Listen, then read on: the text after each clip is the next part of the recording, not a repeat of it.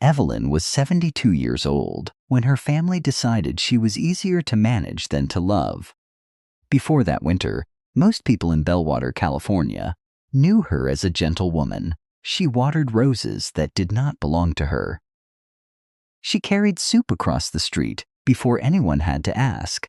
She remembered birthdays, funerals, allergies, and the names of grandchildren who visited only twice a year. Her house on Marigold Lane had always felt safe. Then the people closest to her learned how to turn kindness into a weakness. Her son changed the passwords to her accounts and called it protection. Her daughter pushed her toward a senior residence and called it practical. Her oldest friend brought a buyer to the door and called it helping. Within 4 months, Evelyn lost access to her money. Her late husband's truck disappeared from the driveway.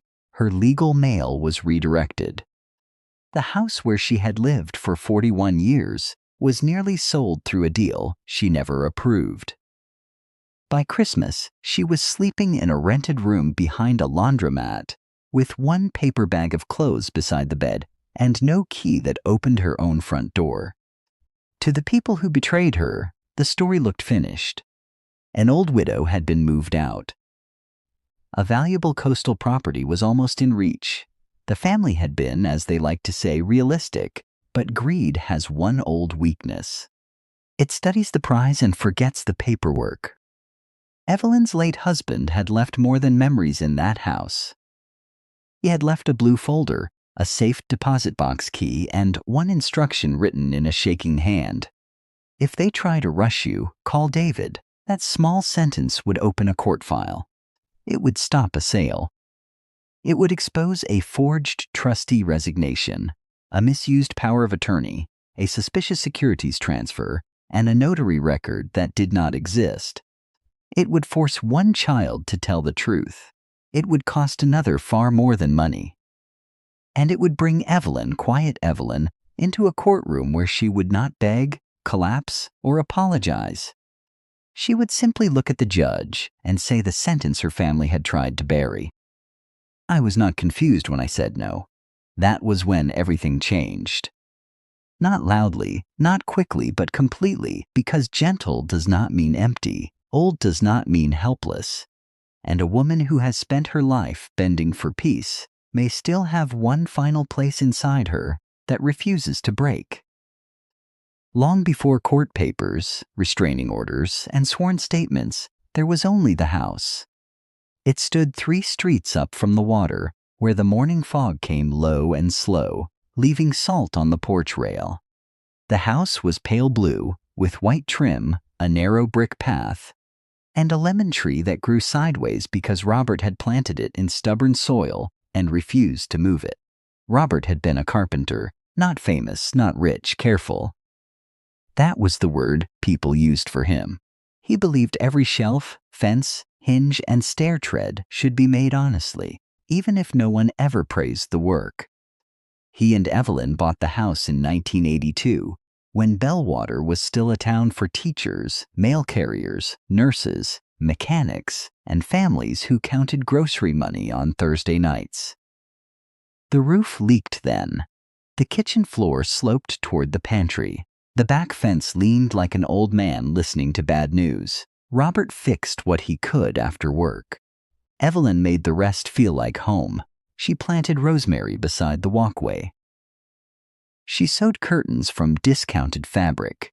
She kept chipped mugs because she believed usefulness mattered more than perfection.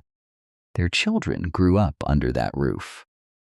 Mark, the older one, learned to ride a bicycle on Marigold Lane and broke his wrist trying to jump the curb in front of the neighbor's house. Allison, 2 years younger, slept with a flashlight under her pillow because stories felt better after midnight. Evelyn was not a perfect mother. No mother is. She worried too much. She forgave too quickly. She sometimes defended her children when they needed correction more than comfort. But she loved them plainly. Packed lunches, doctor appointments, winter coats, birthday cakes that leaned to one side. The small labors of a woman who remembered what it felt like to grow up without enough. Robert loved differently. He taught by doing. He showed Mark how to measure twice before cutting. He showed Allison how to steady a loose chair leg with glue and patience. He believed a person revealed themselves not in speeches, but in what they did when the work became inconvenient. For years, the family seemed ordinary in the best sense. There were school plays, bills, broken appliances, Thanksgiving arguments, laughter, and the long middle stretch of life when everyone believes there will be time later. Then time did what time always does. It moved without asking. Mark became a man with polished shoes and expensive impatience. He moved to San Jose, sold software to companies that spoke in acronyms, and learned how to make ordinary people feel slow. Allison became a teacher, then left teaching after a divorce that embarrassed her more than it broke her. She moved to Sacramento and began selling curriculum packages to school districts. She called it educational strategy. Robert's hands began to tremble in his late 60s. At first, he blamed coffee, then age, then the small betrayal of nerves he could no longer command. The diagnosis came on a Tuesday. Evelyn remembered because she had made lentil soup that morning, and after the doctor used the word progressive, neither of them could eat. Robert declined slowly. He did not become bitter. That made it harder in some ways.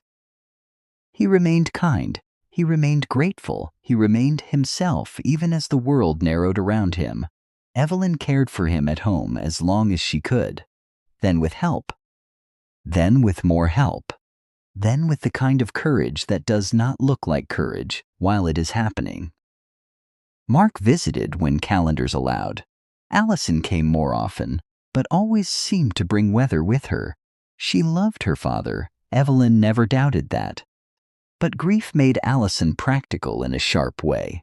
She wanted forms completed, costs compared, options ranked, and decisions made before feelings could get in the way. Robert died in November, 3 weeks before Thanksgiving. The lemon tree was heavy with fruit. For the first month, Evelyn moved through the house as if listening for a sound she knew would not come. She still made coffee for 2. She still left Robert's jacket beside the back door. She still turned toward the garage when a car passed slowly, expecting him to come in with sawdust on his shirt and a question about dinner. After the funeral, people came with flowers, sympathy cards, casseroles, and advice. Most advice given to the grieving is fear wearing a clean shirt. Evelyn accepted it with grace. She thanked everyone. She washed dishes. She wrote notes. She sat alone at night in Robert's chair and let silence do what it needed to do. 6 months later, Bellwater began changing around her in ways that were not gentle. The town had become desirable.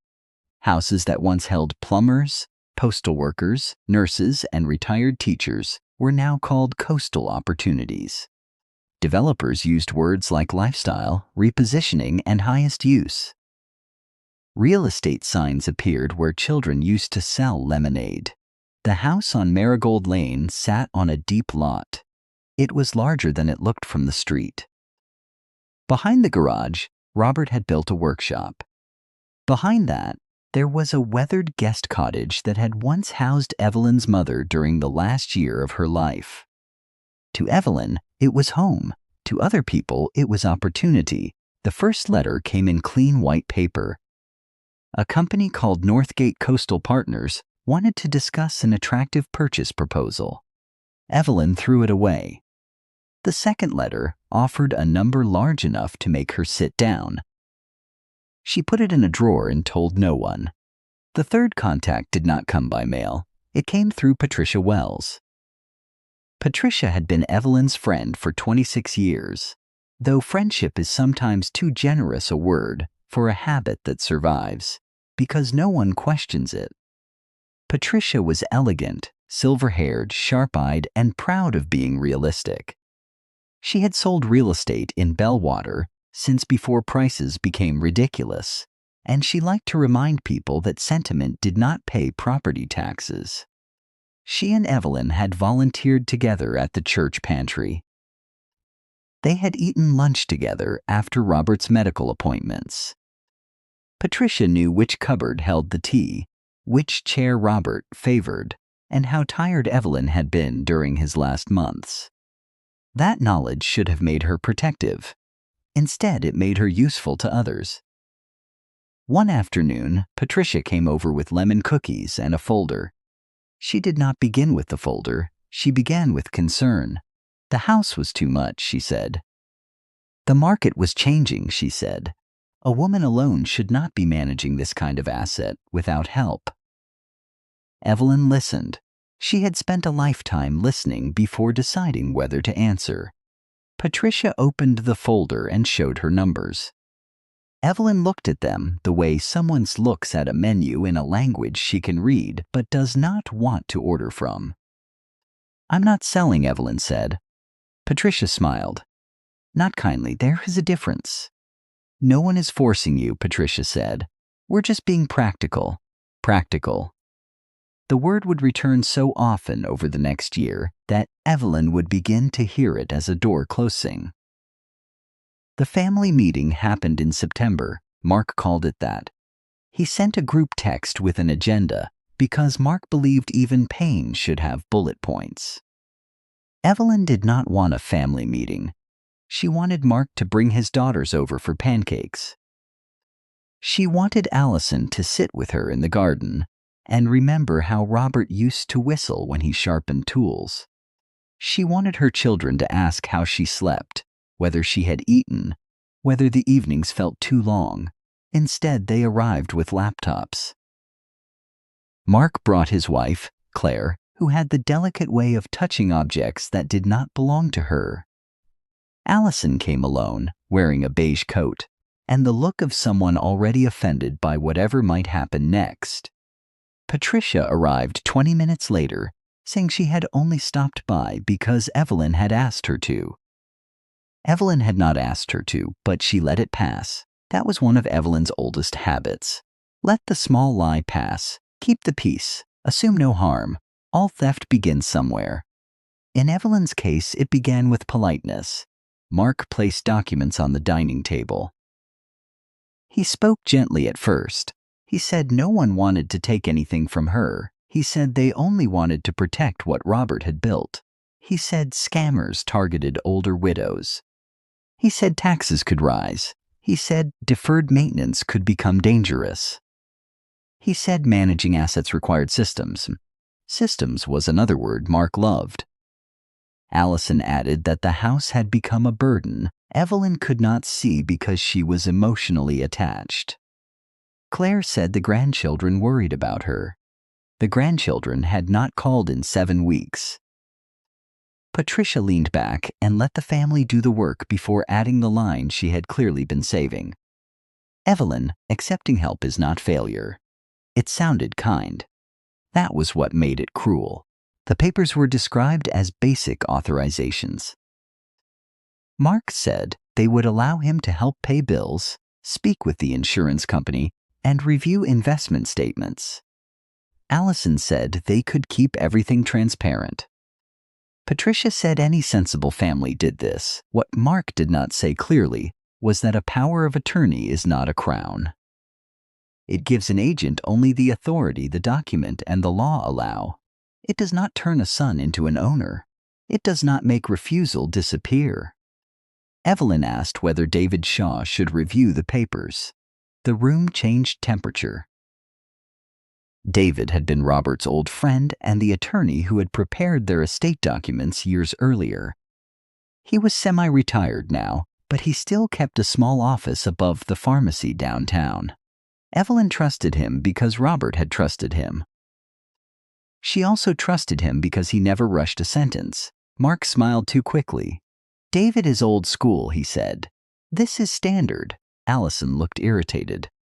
"Mom, not every decision has to become a legal production." Claire touched Evelyn's arm. "It's just to help manage things." There it was again. Manage. Evelyn looked at the papers. The words did not confuse her exactly, but 4 people were waiting for her to become reasonable by their definition.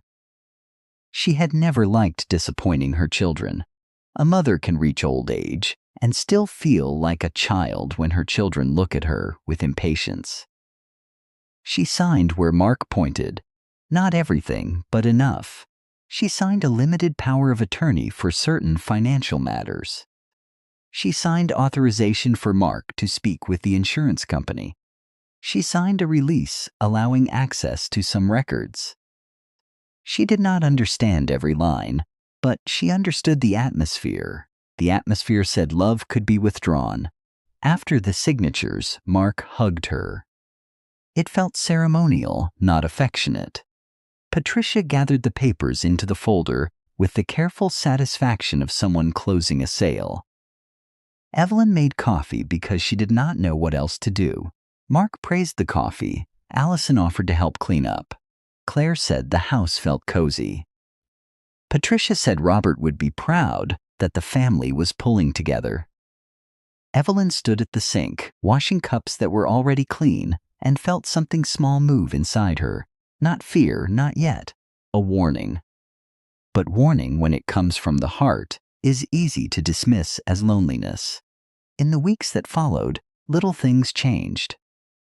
Mark called more often, but not to ask about Evelyn's day.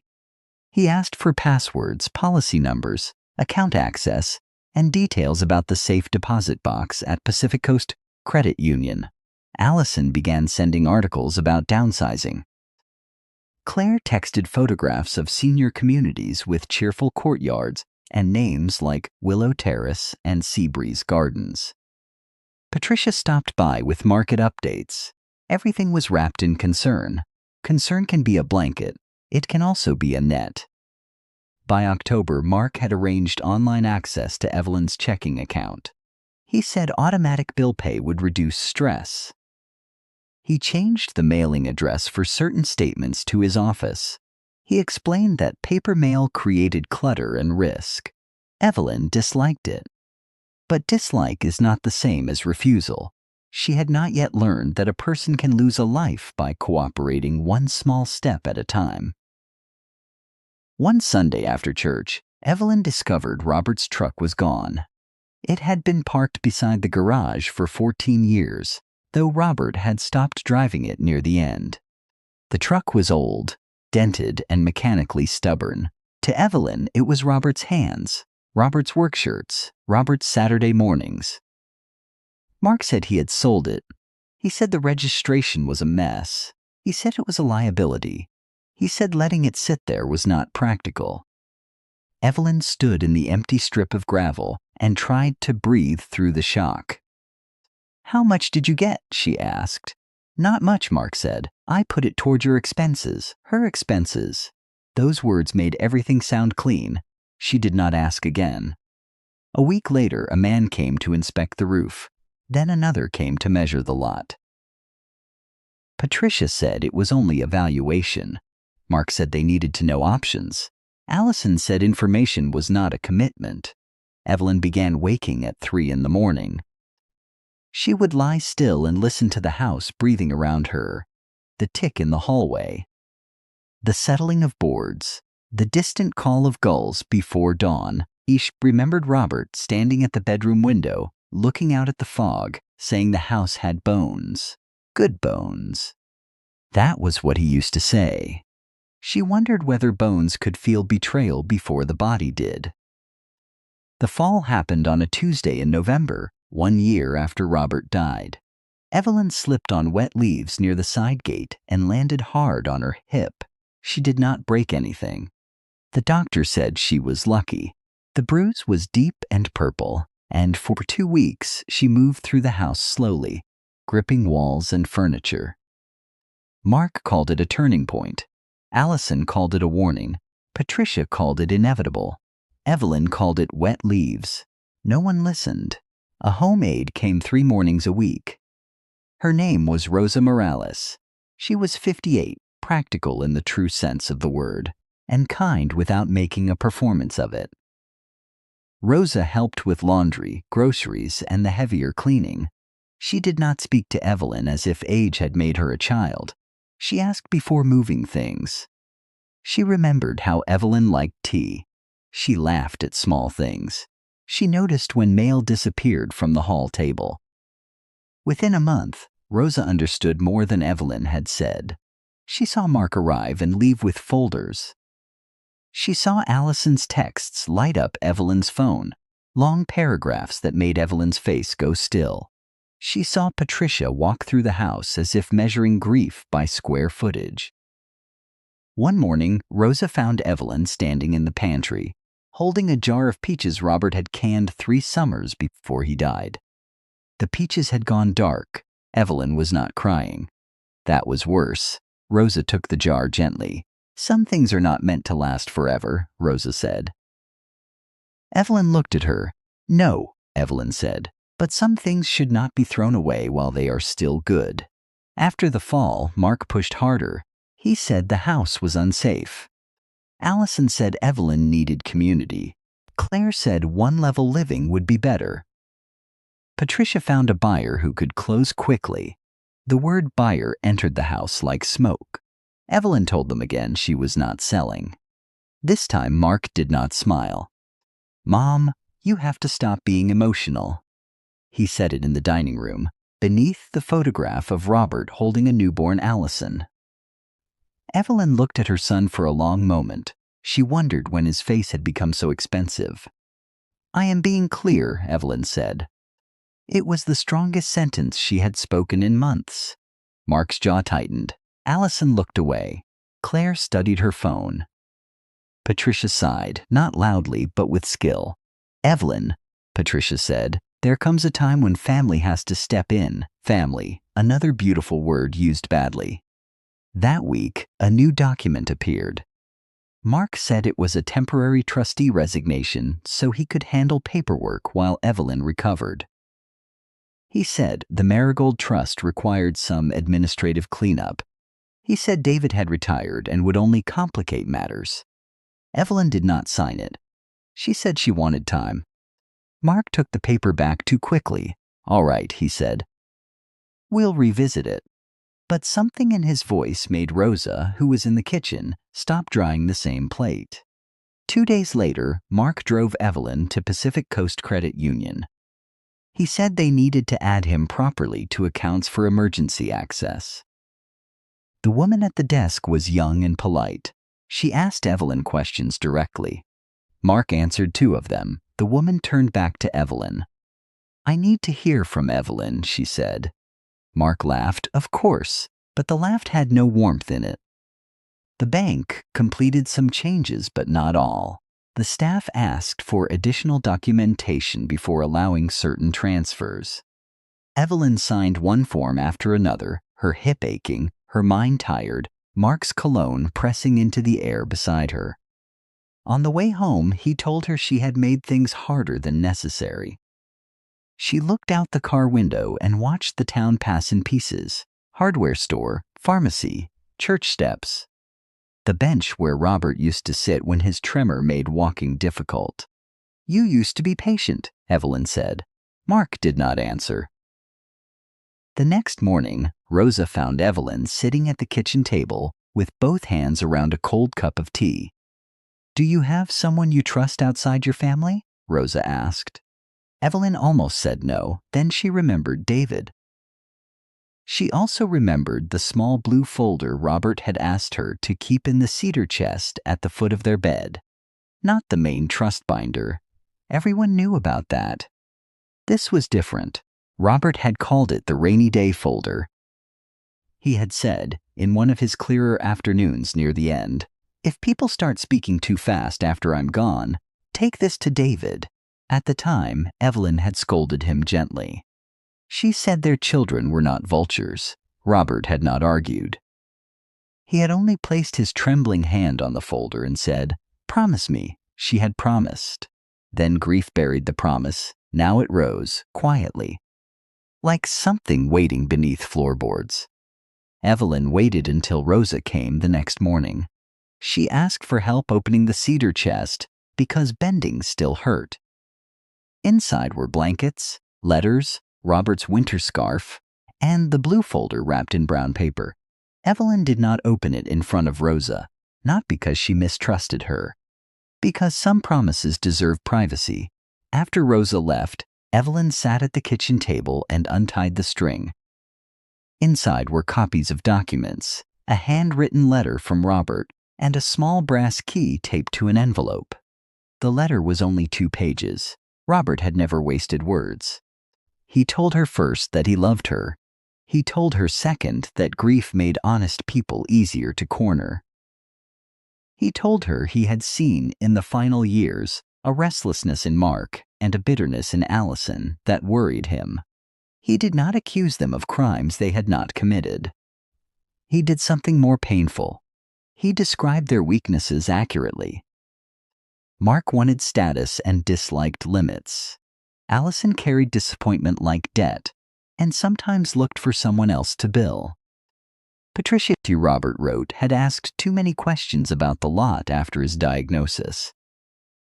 The rest of the folder held copies of the Marigold Trust, its amendments, a certificate of trust, and a letter from David explaining how a trustee could resign and how a successor trustee could lawfully step in. The wording mattered.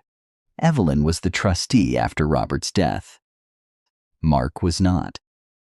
A personal power of attorney might allow limited help with accounts if properly used, but it did not magically give Mark the right to sell trust real estate, sign Evelyn's trustee resignation, or move the house through a company he controlled. There was also a letter naming David and a licensed professional fiduciary named Marlene Chen as the people to call if Evelyn was being pressured, isolated, or rushed into signing papers she did not understand. Evelyn read that sentence 4 times, not because she fully understood every legal word, because it sounded like a locked door. At the bottom of the folder was the envelope with the brass key. Inside was a safe deposit box number. Evelyn had forgotten the box existed. Robert had opened it years earlier after his diagnosis. She had gone with him once. There was nothing glamorous inside. No diamonds, no secret fortune. Only originals of important documents, photographs of household valuables, an inventory of Robert's tools and furniture, and several letters sealed in separate envelopes. One envelope had Evelyn's name, one had David's. One had the words, "If they try to sell the house?" Evelyn sat very still. Outside, a delivery truck passed. The refrigerator hummed. A gull cried somewhere over the street. Life continued with insulting normalcy. That was when something inside her stopped bending, not breaking. Stopping. There is a difference. She did not call Mark. She did not call Allison. She did not accuse Patricia. She did not cry into the telephone or beg anyone to love her properly. She called David. His receptionist said he was in court that morning, which surprised Evelyn because she thought he hardly practiced anymore. When David called back, his voice was older than she remembered, but still slow in the way Robert had trusted. Evelyn said, "I found the rainy day folder." There was a pause. Then David said, "Are you safe?" Not "how are you?" "Are you safe?" That question told Evelyn more than any explanation could have. She looked around the kitchen she had scrubbed for 41 years. The copper pans, the rosemary in the window, the place where Robert's truck keys used to hang. "I'm not sure," Evelyn said. David told her not to sign anything else. He told her to keep the folder with her. He told her not to confront anyone. He asked whether Rosa would be willing to drive her to his office. Evelyn said yes. Then David asked whether Mark had tried to move investment funds. Evelyn did not know. David asked whether Mark had changed mailing addresses. Yes. Whether anyone had asked her to resign as trustee. Yes. Whether she had signed. No. David exhaled. It was a small sound, but Evelyn heard relief in it. "Good," he said. "That matters." By then, the wheels Mark had set in motion were already turning. But wheels can turn toward a wall without knowing it. 2 days later, a brokerage firm handling one of Evelyn's retirement accounts flagged a requested liquidation and transfer. The amount was large. The stated purpose was vague. The request came through Mark, using authority that did not match the history of Evelyn's account.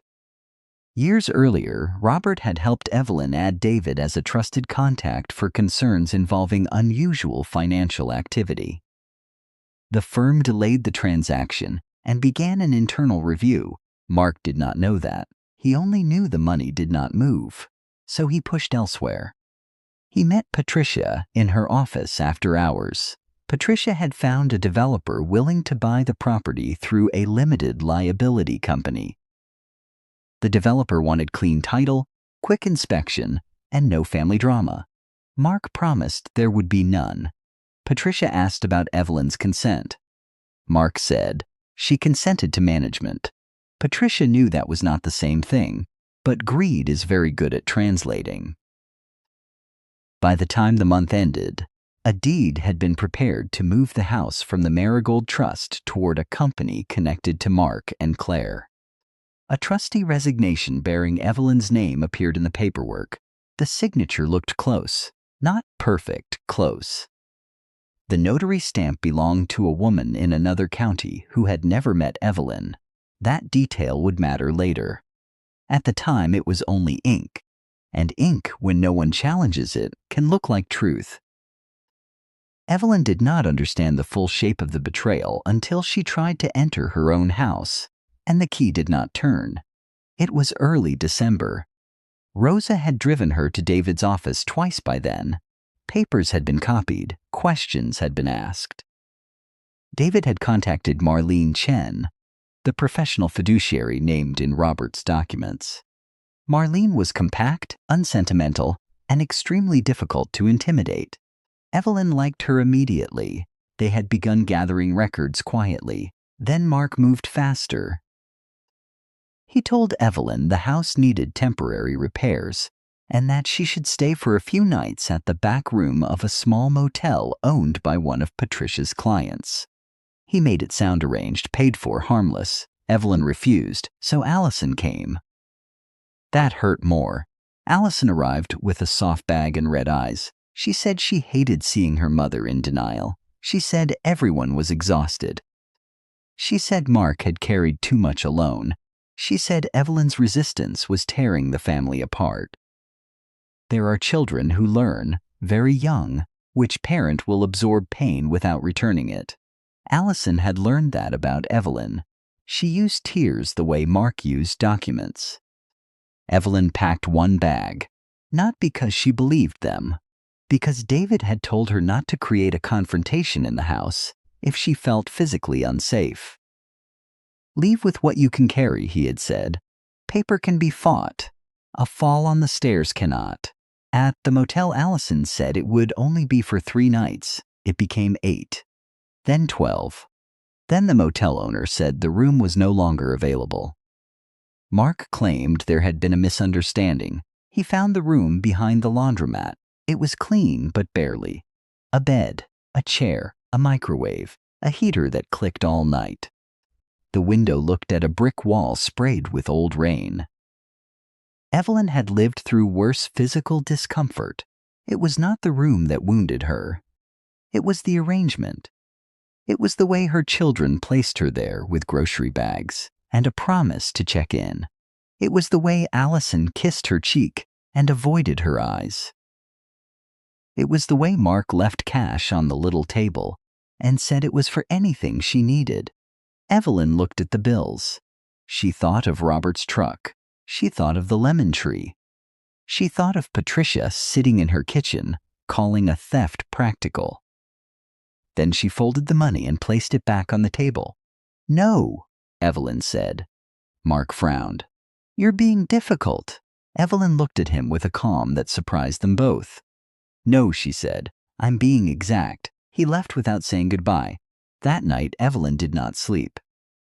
She sat in the chair beside the heater and watched the red numbers on the microwave change, 1 minute at a time, then another, then another. At 72, she discovered that humiliation has a sound. It is not crying, it is not screaming. It is the small plastic click of a cheap heater in a room you did not choose. At dawn, Rosa knocked. Evelyn opened the door and saw the older woman standing there with 2 coffees, a paper bag of warm rolls, and anger held firmly behind her eyes. Rosa did not say, "I told you so. Good people rarely need victory over the wounded," she said. "We go now." David's office opened early that morning. By noon, David had begun the first emergency filings. He did not write them like a movie speech. He wrote them like a lawyer. A petition asked the probate division of the Superior Court to confirm Evelyn's authority over her own trust, review Mark's conduct under the power of attorney, require accountings, and block unauthorized use of trust property. A separate request sought an elder abuse protective order based on suspected financial abuse, isolation, pressure, and interference with Evelyn's access to her money and home. Marlene contacted the title company. The bank's fraud department requested additional documentation. Adult Protective Services was notified. The brokerage firm that held Evelyn's retirement account was told to treat Mark's transfer request as suspicious until the facts were reviewed. The law, which had seemed like something belonging to other people, entered Evelyn's life as a series of plain questions. Who signed this? When? In whose presence? Under what authority? Where did the money go? Who benefited? Who was isolated? Who was pressured? Who used words like protection while taking control? Evelyn answered what she could. For the rest, records began answering. Banks remember what families deny. Phones keep what people wish they had not written. Notaries keep journals. County records keep timestamps. Email has a graveyard with a search bar. Before Christmas, the court issued temporary orders. Mark was ordered not to contact, threaten, harass, isolate, or pressure Evelyn. The questioned transfers were put on hold. The title company would not close a sale while the court reviewed whether the deed and trustee documents were valid. Records had to be preserved. No one was allowed to treat Evelyn's silence as consent. Mark called the order an overreaction. Patricia called it unfortunate. Claire called it a misunderstanding. Allison said nothing. Silence can be cowardice, but sometimes it is the first crack in a lie. Evelyn did not return to Marigold Lane right away. The house was tied up in the dispute, and David did not want her there alone. Mark still had keys. Patricia still knew contractors. The developer's representatives had already been inside. Until the court sorted the immediate danger, the house was not a home. It was evidence. That word hurt her. Evidence. The kitchen where she had fed children. The porch where Robert had read the paper. The doorway where grandchildren had once dropped backpacks. Evidence. Rosa refused to let Evelyn stay behind the laundromat. She brought her to her own home, a small duplex on Cypress Street, where her husband, Tomas, fixed a heater vent and pretended not to notice Evelyn crying quietly in the guest room the first night. The room was simple: a bed with a quilt, a lamp, a photograph of Rosa's mother on the dresser, a window facing a narrow strip of garden where winter cabbages grew in dark soil. It was not Marigold Lane, but it was offered without calculation. That made it holy. Over the next weeks, others came. The neighbor across the street brought Evelyn's mail that had still come to the old address.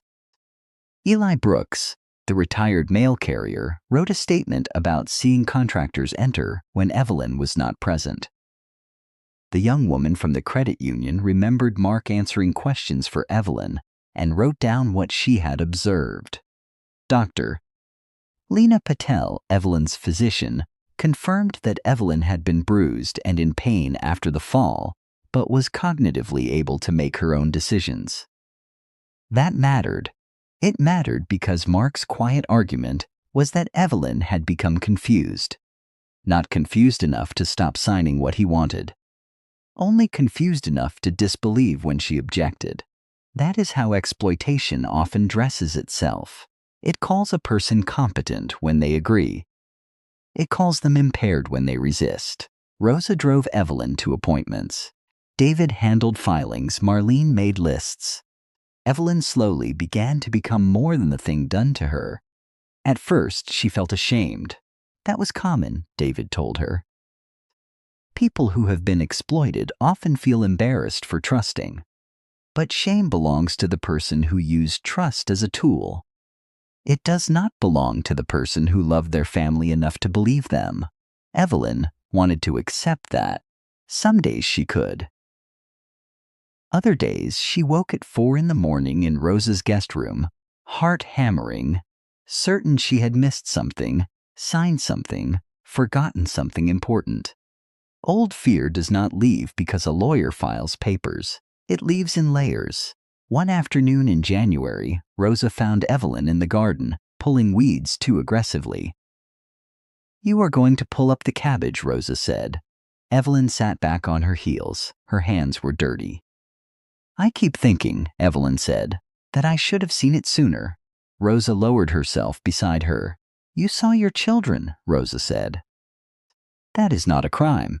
Evelyn looked at the dark soil. "They saw an opening." "Yes," Rosa said. The answer was honest. It did not comfort, but it steadied. A week later, Allison came to David's office. She had asked to speak with Evelyn. David advised caution. Marlene advised witnesses. Rosa said nothing, but her mouth became a thin line. Evelyn agreed to meet, not alone. Allison arrived without makeup, which made her look younger and more tired. She sat across from Evelyn in the conference room, where a bowl of peppermints sat untouched in the center of the table. For a long time, Allison looked at her hands. Then she said, "I didn't know about the forged notary." David did not react. Marlene wrote something down. Evelyn waited. Allison swallowed. "I knew Mark was pushing. I knew Patricia had a buyer. I knew you didn't want to sell." Her voice broke on the last word, but Evelyn did not rescue her from it. Mothers are trained to move toward a child's pain. That day, Evelyn stayed still. Allison began to talk. Not dramatically, not all at once, but enough. She admitted that Mark had said Evelyn would come around once the process was too far along to reverse. She admitted Patricia had pushed the buyer as if the sale were already decided. She admitted Claire had joked about turning the guest cottage into a short-term rental before the deal was even complete. She admitted Mark had told her that if Evelyn fought, they would claim concern about capacity. Evelyn listened. With every sentence, something inside her grieved and hardened at the same time. Allison cried then. "I was angry," Allison said. "After Dad died, I thought you were sitting on everything while the rest of us struggled." There it was. Not need, entitlement wearing grief's coat. Evelyn looked at her daughter. The baby Robert had once carried through fever, the girl who had written poems at midnight, the woman who had let resentment make her small. "I was sitting in my home," Evelyn said. It was not loud. It did not need to be. Allison covered her face. That meeting did not heal them. Healing is not a door you walk through because someone finally tells the truth. But truth changed the case. Allison agreed to provide a declaration. She agreed to turn over emails. She agreed to testify if required. She also agreed to separate herself from Mark's attorney and seek her own counsel. Mark called her a traitor. For the first time in years, Allison heard the family word used as a weapon and recognized it. Something in her began to change. Not beautifully, not instantly, but honestly. The first full hearing took place on a gray February morning. The courthouse was not grand. It was a beige building with security lines, fluorescent lights, and vending machines that hummed beside benches where people held the worst days of their lives in paper folders. Evelyn wore a navy dress Rosa had helped press. Around her neck, she wore Robert's plain gold wedding ring on a chain. Mark arrived with Claire and 2 attorneys. He looked offended to be there. That was the first thing Evelyn noticed. Not frightened, not ashamed. Offended, as if the court had been rude enough to interrupt his plan. Patricia sat 2 rows behind him, her face arranged into professional concern. Allison sat on the other side of the aisle, alone. When Evelyn walked in, Allison stood halfway, then stopped. Evelyn nodded once. That was all she could give. The judge was a woman in her 60s with silver hair cut bluntly at her chin. She listened more than she spoke. When attorneys tried to turn simple things into fog, she asked short questions that cleared the room. David presented the timeline: Robert's death, the limited power of attorney, the bank changes, the attempted securities transfer, the trustee resignation Evelyn denied signing, the disputed deed, the missing truck, the motel, the locked door, the attempted sale, the brokerage firm's temporary hold, the notary issue. Allison's declaration. Mark's attorney argued that family members had acted in good faith under difficult circumstances. He said Evelyn's needs were increasing. He said Mark had stepped up when others had not. He said the house required financial decisions. He said misunderstandings were being painted as abuse. Good faith, difficult circumstances, stepped up financial decisions, misunderstandings. The old words returned wearing suits. When Evelyn was called to speak, David asked only a few questions. He had learned something about her. She was strongest when no one crowded her. Evelyn told the judge about the family meeting. She said she had agreed to help with bills, not to lose her home. She said she had refused to sign a trustee resignation. She said she had not authorized the sale. She said she had been moved out of her house under pressure and then could not return. The judge asked her how old she was. 72, Evelyn said. The judge asked whether she understood what was happening that day. Yes, Evelyn said. What do you want the court to understand most clearly? The judge asked. Evelyn looked down at her hands. They were not young hands. They were lined, veined, and steady. Then she looked up. I was not confused when I said no, Evelyn said. The room went very quiet. That sentence did what longer speeches could not. It made the matter plain. The judge extended protective orders. She ordered further accounting. She kept the property sale frozen. She directed that disputed transfers not proceed. She ordered Mark to produce documents and communications related to the trust, the deed, and the proposed sale. She warned all parties about preserving evidence. It was not the final victory. The law rarely gives life back in one clean motion. But it was the first time in months that someone with authority had looked at Evelyn and treated her no as a full sentence. Outside the courtroom, Mark approached despite the order's limits until his attorney caught his sleeve. His face was red. All this because you can't let go of a house?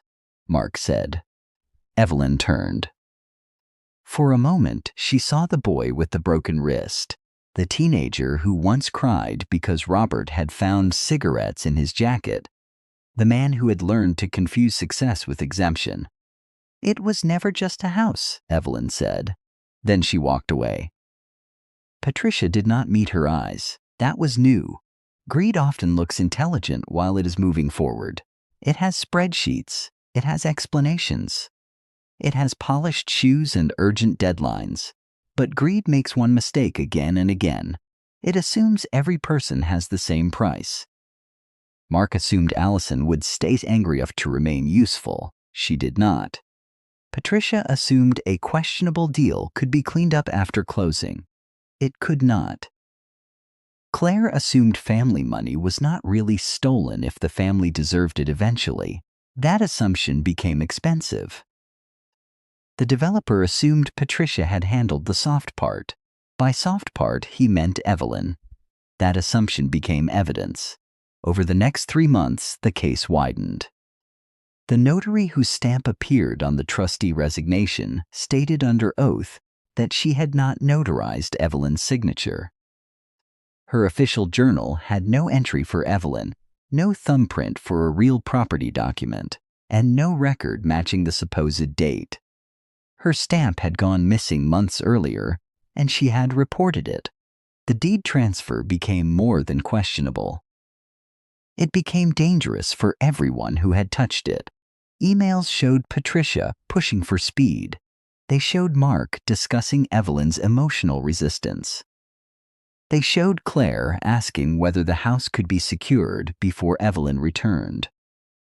They showed Allison, before her change of heart, writing that their mother would never agree unless there was no other option. Those words hurt Allison when they appeared on paper. They should have. Pain is sometimes the only honest teacher left. Mark tried to move money from one account to another. The court noticed. His attorney advised him to stop making things worse. Mark changed attorneys. Then he tried to transfer his interest in a small investment property to Claire's brother for a suspiciously low amount. David filed additional claims to address transfers made to avoid responsibility. Mark called it harassment. Marlene called it predictable. Evelyn called it sad. She meant it. That was the part people misunderstood about her. She did not enjoy watching Mark unravel. She did not sit in Rose's guest room sharpening bitterness. Some nights she still prayed for him. Not for escape from consequence, but for the kind of awakening that might save what was left of his soul. Consequence is not the opposite of love. Sometimes consequence is the last form of love that truth can offer. Patricia's world narrowed too. Her brokerage suspended her pending review. Her clients heard rumors. In a small town, rumors travel faster when they are attached to property. She told friends she had only tried to help a family make a rational decision. But the emails made help look very strange. They showed commissions. They showed pressure. They showed knowledge of Evelyn's refusal. One message from Patricia to Mark would later become famous in Evelyn's circle, though no one repeated it in front of her with pleasure. She will thank you once the dust settles. Evelyn read that line only once. Then she placed the page face down. There are some sentences a person should not have to carry twice. Allison, meanwhile, began doing the difficult work of repair without asking to be praised for it. She paid back the portion of money that had come to her indirectly from one of the account withdrawals. It required selling her car and taking a loan. She provided documents. She attended counseling. She returned to teaching part-time, not because it repaired anything, but because she had remembered a version of herself that had once wanted to help children before she wanted to sound important. She wrote Evelyn a letter every Sunday. Evelyn read them all. She answered none for a long time. Forgiveness, she had learned, was not the same as access. You can release hatred and still lock the door. You can wish someone healing and still refuse them the keys to your life. By late spring, the case reached a turning point. Mark's new attorney requested mediation. David explained what that meant. It did not mean mercy. It meant Mark had begun to understand risk. He faced civil claims and petitions involving elder financial abuse, breach of fiduciary duty, conversion of personal property, cancellation of disputed instruments, accounting, and voidable transfers. There could be attorney's fees. There could be enhanced civil remedies if the court found fraud, oppression, or malice. There could also be a referral for criminal investigation if the forged notary documents and false filings were proven. Mark had built his plan on the belief that Evelyn would be too tired to fight. He had not planned for Rosa.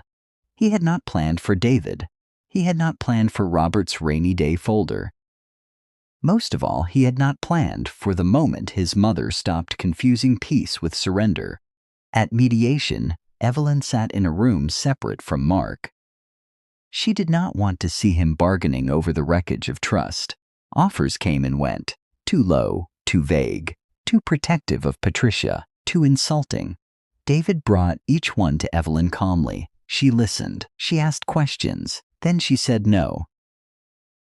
By the afternoon, Mark's side became more serious. The disputed deed would be canceled. The house would be restored clearly to the Marigold Trust. Mark and Claire would repay funds that could be traced to improper transfers, with a structured judgment secured by assets. The truck's value would be reimbursed. Household items had to be returned or compensated. Patricia's role would be resolved separately, with records preserved. Mark would resign from any authority over Evelyn's finances and agree to ongoing protective provisions. The attempted transfer to Claire's brother would be unwound. It was not perfect. No civil settlement can return the first night behind a laundromat. But it was real. Evelyn asked for one more term. Mark had to write, in his own words, that Evelyn had not consented to the sale of her home. His attorney resisted. Mark resisted more. Evelyn waited.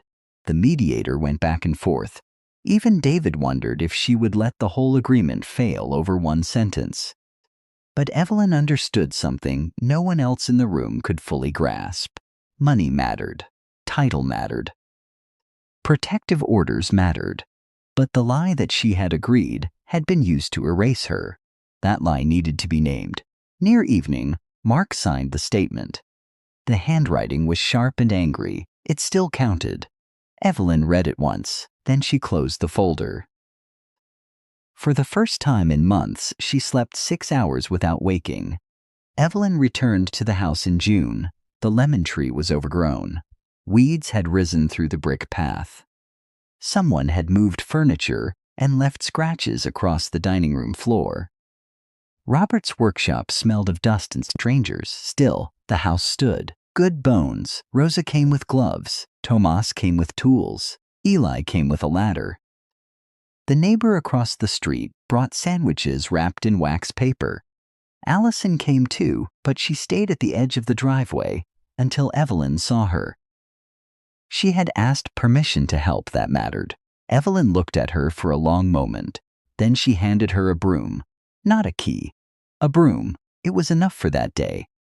The work took weeks. They cleaned room by room. They inventoried what was gone. They repaired locks, changed codes, notified institutions, and replaced the mailbox. Marlene organized the trust administration so Evelyn could remain safe without surrendering control to anyone who confused family with entitlement. David updated documents. This time, Evelyn read every page, slowly, out loud when necessary. She asked questions until she understood. Age had not made her incapable. Betrayal had made her careful. There is a difference. One afternoon, while sorting the pantry, Evelyn found one remaining jar of Robert's peaches behind a sack of flour. The peaches were still golden. She sat on the kitchen floor with the jar in her lap. Rosa found her there and said nothing. Some grief asks only for a witness. By summer's end, the house was livable again. Not the same. Nothing violated returns unchanged. But it was hers in the way that mattered. The case against Patricia continued longer. Her role in the transaction exposed professional misconduct and possible fraud. She eventually settled civil claims related to her involvement and lost the life she had built around appearing respectable. Whether licensing authorities would permanently end, her career was a separate process. Evelyn did not follow every step. She had learned that justice and obsession are not the same road. Mark's consequences were more personal and more severe. His business partners learned of the judgment. Creditors became cautious. Claire, who had enjoyed the idea of inherited comfort, discovered she did not enjoy repayment plans, court orders, and a husband whose charm failed under pressure. Their marriage did not collapse immediately. It shrank first, then cracked. Mark asked through his attorney for a private meeting. David advised against it. Evelyn agreed only to receive a letter. The letter arrived typed. That told her something. It contained apologies with careful edges. It said mistakes had been made. It said stress had clouded judgment. It said family conflict had gone too far. It did not say theft. It did not say pressure. It did not say I wanted what was yours. Evelyn folded it and placed it in a box labeled legal. Not family, legal. Allison's letters changed over time. They became less about apology and more about accountability. She stopped explaining her resentment. She described what she was doing to become different. She wrote about teaching again. She wrote about one student who reminded her of herself at 12. She wrote that she had once believed security meant owning enough that no one could make her feel small. Now she thought security might mean becoming someone who did not need to take what was not offered. Evelyn answered one letter in October. 3 sentences. I am glad you are teaching again. Keep telling the truth, especially when it costs you. We will see what time can build. Allison kept that letter in her wallet. She did not show it to anyone. Some things are too sacred for display. People expected Evelyn to sell the house after everything. They thought the memories would be too heavy. They thought the property value would tempt her. They thought she would finally choose comfort. But Evelyn had begun to see the house differently. Not as a monument to what had been taken, not even as a monument to Robert. A monument is something people look at. Evelyn wanted the house to do something. The idea came one Wednesday evening at church, though not during the sermon. It came afterward, in the hall, while she was helping stack folding chairs. A woman named June Mercer, 79, mentioned that her nephew had taken over her Social Security card and would not return her calls. Another woman quietly said she had been sleeping in her car after leaving a son who drank and shouted. Rosa later told Evelyn that these stories were common. Older people did not always need nursing homes. Sometimes they needed someone to believe them before all the papers were gone. Evelyn thought of the room behind the laundromat, the heater clicking, the brick wall, the cash on the table. By then, restitution payments had begun. Some recovered funds sat in accounts Evelyn no longer wanted to treat as mere savings. The trust was stable. The house was secure. The guest cottage needed repair, but it stood. Robert's workshop could be converted. David listened to the plan and did what good attorneys do. He did not romanticize it. He asked about zoning, insurance licensing, liability, governance, funding, boundaries. Evelyn smiled when he finished. Robert would have liked your list, she said. David smiled back.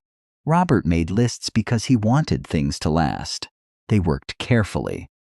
Nothing was rushed. The cottage would not become an illegal boarding house. The workshop would not pretend to be a clinic. Evelyn did not want chaos dressed as charity. She had seen what happened when people used good words without proper structure. The project became a small nonprofit resource called the Marigold Room. It began modestly, 3 afternoons a week. A place for older adults to meet with volunteer advocates, social workers, legal aid partners, and financial counselors. A place where someone could use a phone safely, make copies, sit with tea, and say out loud what had happened without being treated as foolish. The guest cottage became short-term emergency respite through partnerships that handled the legal requirements properly. Rosa joined the board. Marlene insisted on financial controls. David served as legal advisor until he finally retired for real, though no one believed him.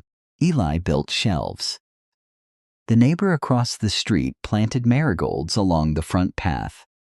Allison volunteered once a month, but only after Evelyn made clear that volunteering was not a shortcut back into trust. Allison accepted that. That acceptance was one of the first signs of real change. The opening day came in April, nearly a year and a half after Robert's death. The fog lifted by noon.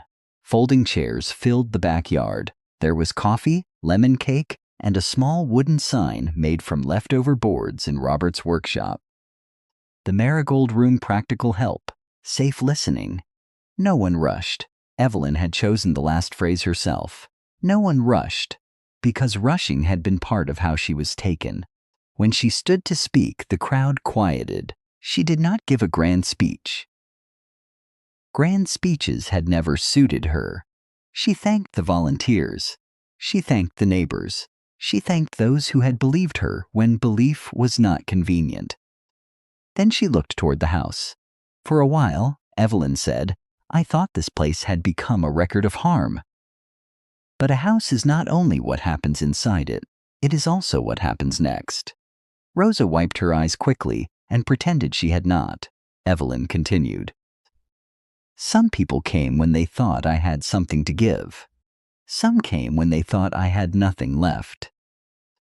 I have learned the difference. That was all. It was enough. In the months that followed, the Marigold Room did not change the world. It changed Tuesday afternoons. For some people, Tuesday afternoon is the world.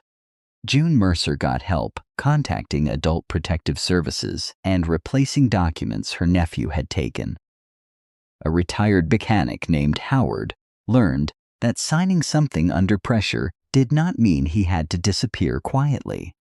A widow named Celia, who had been told by her grandson that she was too old to understand her own bank account, sat with a financial counselor and cried when someone spoke to her like an adult.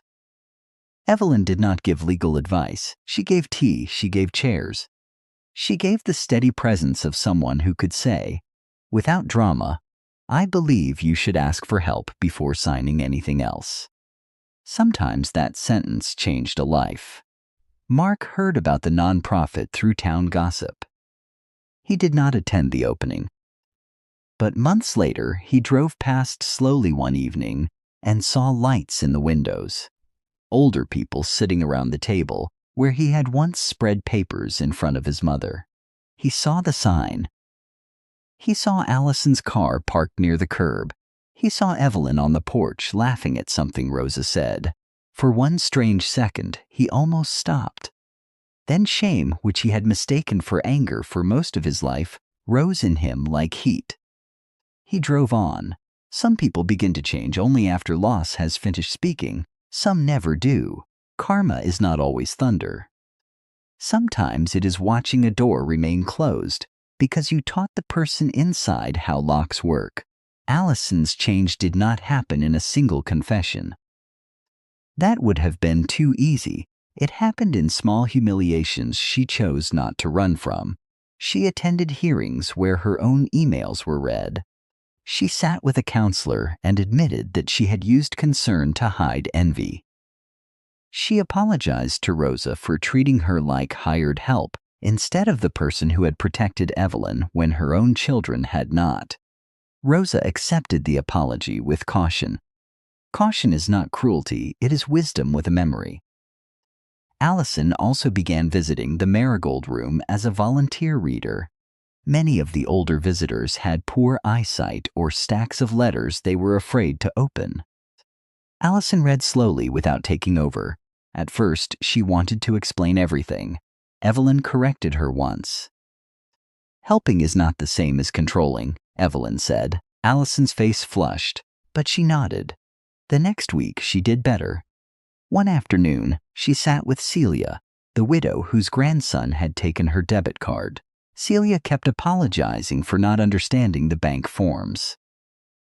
Allison heard herself almost say, "It's simple." Then she stopped. That phrase had lived in her own mouth too long. Instead, she said, "Let's take it one line at a time." Evelyn, passing through the doorway, heard her. She did not praise her. Not then. Praise too early can become permission to stop growing. But that evening, she placed 2 bowls of soup on the kitchen table and asked Allison to stay for dinner. Allison cried in the bathroom before returning to the table. Evelyn pretended not to know.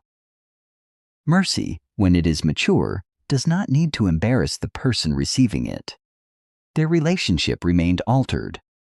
There were no sudden holiday photographs, pretending all had been restored. Evelyn did not give Allison financial authority. She did not share passwords. She did not leave documents where anyone could browse. She did not apologize for these boundaries. Allison learned to stop asking for symbols of trust and to become trustworthy in ways that had no audience. A year after the settlement, Allison brought Evelyn a small wooden box. Inside were photocopies of the emails she had turned over, the declaration she had signed, and the repayment records for the money she had returned. On top was a handwritten note. "I cannot undo what I helped do. I can keep the record of it where I have to see it. I do not want to become a person who edits her own history." Evelyn read the note twice. Then she closed the box. "That is a beginning," Evelyn said. Allison nodded. She had finally learned not to demand that a beginning be called an ending. 2 years after the night behind the laundromat, Evelyn opened the final envelope from the safe deposit box. She had waited. At first, she was afraid of what Robert might have written. Then, she was afraid there would be nothing left of his voice after she read it. Grief makes even paper feel finite. The envelope was marked, "For when the house feels like yours again." She opened it on a Sunday afternoon in the study, with sunlight falling across Robert's old desk. The letter was shorter than the first. "My Evie, if you are reading this, then some hard road has brought you back to yourself. I am sorry I am not there to stand beside you, but I know you. People think your kindness means you do not see clearly. They are wrong. You see more than most. You only give people time to become better than their worst moment. Do not give them forever. The house was never meant to be a prize for whoever wanted most loudly. It was our shelter. If it can shelter others after us, then the work was not wasted. You once told me marigolds were stubborn flowers because they bloom where the soil is tired. Plant more of them. R." Evelyn held the letter for a long time. Then she walked outside. The marigolds along the path had spread wildly. Yellow and orange heads crowded the walkway, bright against the dark soil, unashamed of taking up space. Rosa was on the porch, sorting donated folders for the next week's appointments. "You all right, Rosa?" Evelyn nodded. Then she laughed once softly. "He told me to plant more marigolds." Rosa looked at the path. "He was a smart man." "Yes," Evelyn said. "He was." That autumn, the marigold room expanded by one more afternoon each week. A local foundation offered a grant. A young attorney volunteered monthly. A retired accountant helped older visitors review bills and spot strange charges. A bank manager gave a talk about trusted contacts, suspicious transactions, and why no one should be ashamed to ask questions before moving money. Evelyn sat in the front row and listened. She did not need the lesson anymore, but someone else did. That was the point. Mark's life continued elsewhere. He paid what the judgment required, sometimes late, always through channels. He did not become destitute. Stories about karma often make punishment too neat. Life is rarely that theatrical, but he lost things that mattered to him.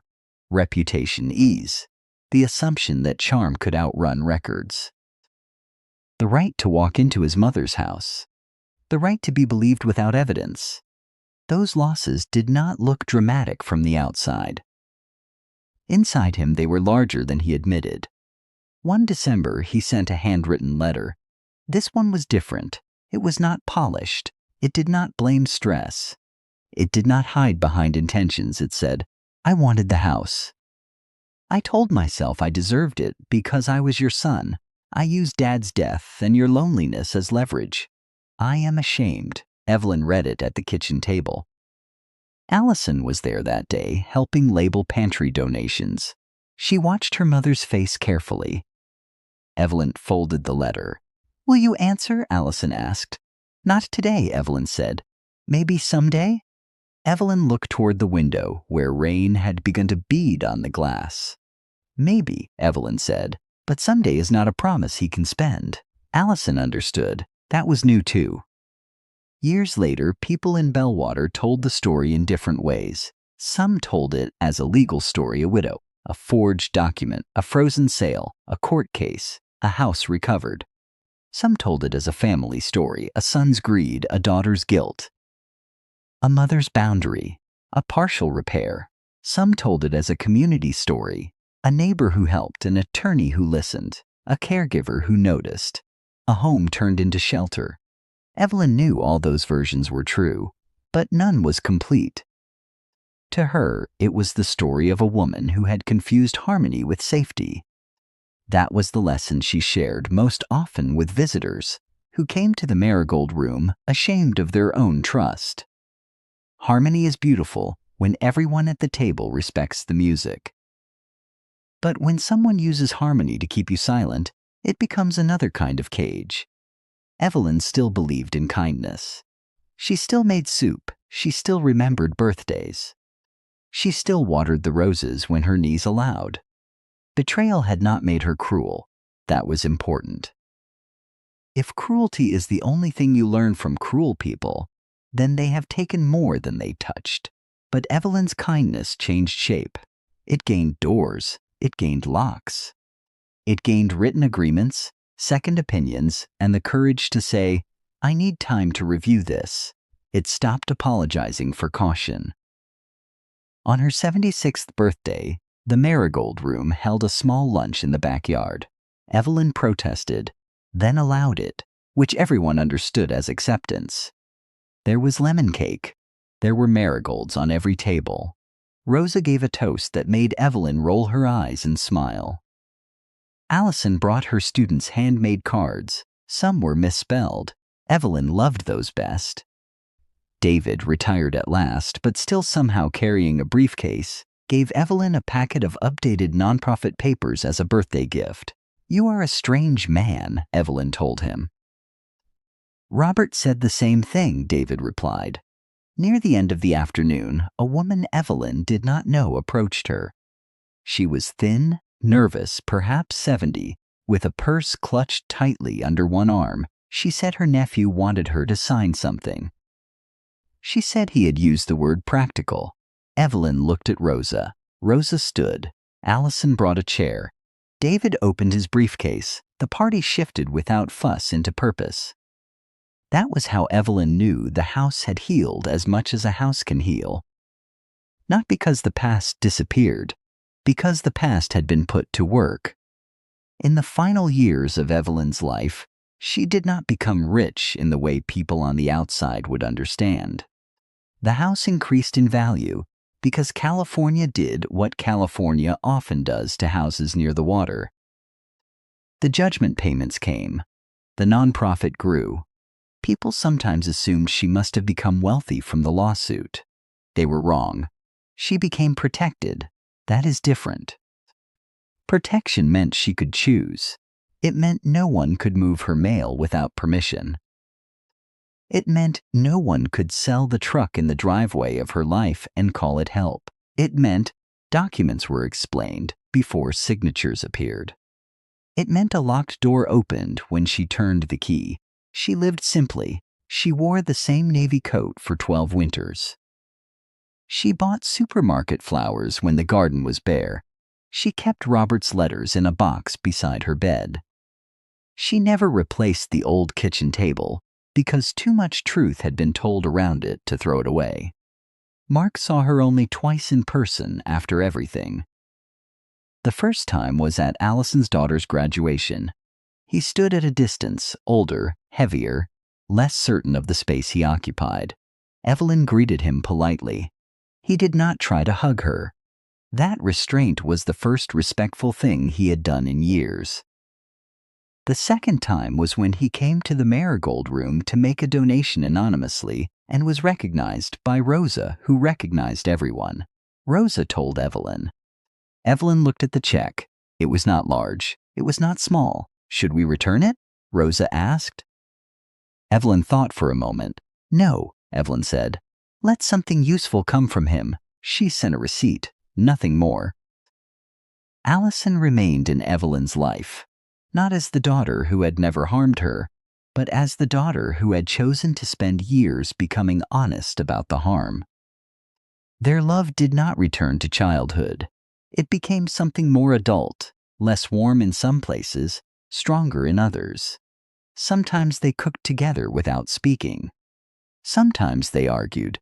Sometimes Evelyn caught Allison watching her with grief in her face and said, "Do not make a shrine out of regret." "It takes up too much room," Allison would nod, then wash dishes. That was how they continued. When Evelyn turned 80, the town planted marigolds along the public walkway near the library in her honor. She found this excessive and secretly loved it. A local reporter asked her what had saved her. Evelyn disliked interviews, but the marigold room needed donations, so she tolerated 3 questions. The reporter expected an answer about the law, or community, or resilience. Evelyn gave a simpler one. "People came when I had nothing to offer them," Evelyn said. That tells you who people are. The quote appeared under a photograph of her standing by the front path, marigolds bright at her feet. For weeks afterward, strangers mailed letters. Some told her their own stories. Some asked for advice. Some only wrote thank you. Evelyn answered as many as she could. Her most common reply was short: "Do not sign under pressure. Do not confuse urgency with truth. Ask someone independent to read the papers. And remember that love does not need to take your keys to prove it cares." On the morning Evelyn died, the lemon tree was in bloom. She was 83. She had been tired for several weeks, not in pain exactly, but carrying the soft distance that sometimes comes when a life has begun listening elsewhere. Allison was with her. Rosa had been there the night before. Mark had sent a letter that remained unopened on the dresser, not out of cruelty, but because Evelyn had chosen peace over unfinished negotiations. She died in her own bed, beneath the quilt Robert had mended badly and proudly in 1996. The house was quiet, not empty, quiet. At the memorial, people filled the backyard and stood along the side path. There were older visitors from the marigold room, neighbors, volunteers, former teachers, bank employees, attorneys, children who had once received donated books, and people who had known Evelyn only because she believed them at the right moment. Allison spoke. She did not make herself the center of the story. That was how people knew she had changed. She said her mother had taught her that kindness without truth becomes permission, and truth without kindness becomes punishment. She said Evelyn had learned to hold both. Mark attended and stood near the back. No one asked him to leave. No one moved aside to make him comfortable. Both things were appropriate. After the service, David read a statement Evelyn had prepared years earlier. The house would remain in trust for the benefit of the Marigold Room and its work. The nonprofit would continue under a board with strict controls and community oversight. Allison would serve in a limited volunteer role, not as trustee. Mark would receive a personal letter, not property. Some people looked toward him. He lowered his head. The letter given to Mark was sealed. No one knew what it said except him. Years later, Allison asked once. He did not show her, but after receiving it, he began sending monthly donations to elder legal aid programs. Quietly, without notes, without asking for recognition. Maybe the letter forgave him. Maybe it did not. Maybe it simply told him the truth one last time. Not every ending needs witnesses. The Marigold Room continued. On Tuesday afternoons, older people still sat at the kitchen table with folders, fears, and questions. Volunteers still poured tea. Legal aid partners still explained forms. Rosa, older now, still corrected anyone who spoke too quickly. The sign remained by the front door: practical help, safe listening. No one rushed. Every spring the marigolds came back, not delicate flowers, stubborn ones. They bloomed in tired soil. They leaned toward light. They asked very little and gave color anyway. That was what the town remembered when it remembered Evelyn. Not only that she was betrayed, not only that she fought, but that she refused to let betrayal become the final owner of her life. The people who loved what she owned left when there seemed to be nothing left to take.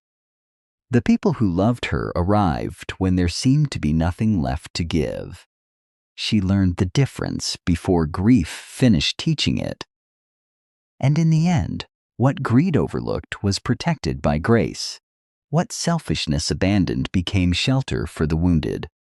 And what looked, for one cold night behind a laundromat, like the end of an old woman's life, became the first honest page of it.